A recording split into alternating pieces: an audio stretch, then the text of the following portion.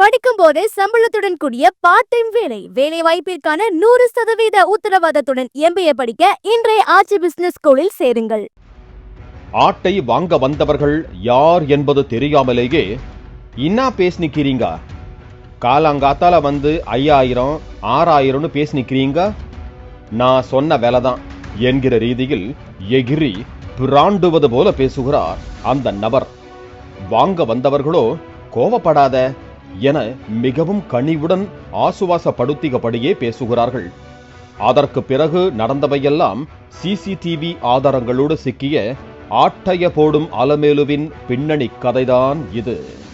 என்னன்னா பேசிக்கிறீங்க நீங்க காலையில வந்து என்ன அதுக்கு மட்டும் என்ன பேசுறீங்க 5000 6000 என்ன பேசுறீங்க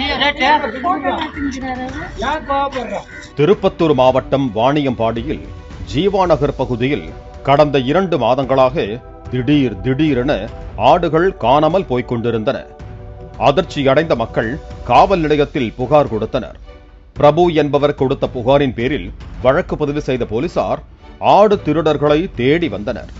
இன்னொரு பக்கம் ஆட்டின் உரிமையாளர்களும் தேடுதல் வேட்டையில் ஈடுபட்டனர்.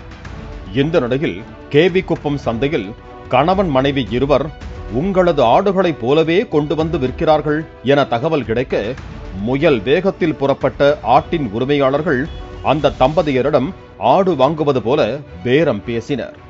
என்னமோ அந்த ஆட்டை சிறிய குட்டியிலிருந்து பாலூட்டி சீராட்டி வளர்த்தது போல கையில் பிடித்து கொண்டு அந்த நபர் பேரம் பேசும் போது நடந்த உரையாடல்தான் எப்பா இது உலகமகா நடிப்புடா சாமி என ஆட்டின் உரிமையாளர்களையே அதிர வைத்தது.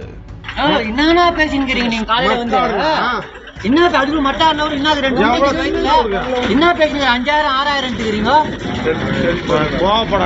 என்ன பேசுறீங்க. ஆவேசமாக பேரம் பேசியவரின் அருகில் நின்று குறுவென பார்த்து கொண்டிருக்கும் அவரது மனைவிதான் ஆடுகளை ஆட்டைய போடும் அலமேலு. தனது சொந்த ஆடுகளை மேய்த்துவிட்டு பிறகு வீட்டுக்கு அழைத்துச் செல்வது போல ஆடுகளை திருடிச் செல்லும் இந்த பெண்ணின் CCTV காட்சிகளும் வெளியாகி பரபரப்பை ஏற்படுத்தி இருக்கிறது. யார் இந்த ஆட்டைய போடும் அலமேலு என காவல்துறை விசாரித்த போது வேலூர் அடுத்த அடுக்கம்பாறை பகுதியைச் சேர்ந்த நிஷா என்பது தெரிய வந்தது. ஆட்டோ வைத்திருக்கும் தனது கணவர் சபரியுடன் ஊராக ஆட்டோவில் வந்து கண்காணித்து ஆடுகளை திருடிச் செல்வது விசாரணையில் தெரிய வந்துள்ளது.